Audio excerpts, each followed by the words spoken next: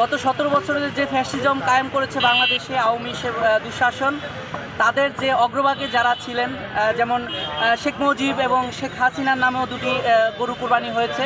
তারপর এখন আবার কাদেরকে নিয়েও একটা ছাগল কোরবানি দিচ্ছি। তো এইটা হচ্ছে যে ফ্যাসিবাদের একটা মানে বিকৃতি রূপ আর কি আমরা উপস্থাপন করলাম আর কি, যে তারা বিগত বছরগুলোতে যেভাবে মানুষের উপর জুলুম অন্যায় নির্যাতন চালিয়েছে, তাদেরকে প্রতিহত করে তাদের অধপতনকে আমরা উৎসর্গ করছি এই ছাগল দিয়ে কোরবানির মাধ্যমে। এটাই যে ফেসিবাদ নিপাত যাক, আর ফেসিবাদ নিপাত হলে এইভাবে আমরা উৎসব মুখরভাবে উপভোগ করতেছি আর কি। যেন দ্বিতীয়বার কোনো ফেসিজম বা ফেসিবাদের সৃষ্টি না হয়, উৎপত্তি না হয়, সেটারই একটা সতর্কবার্তা।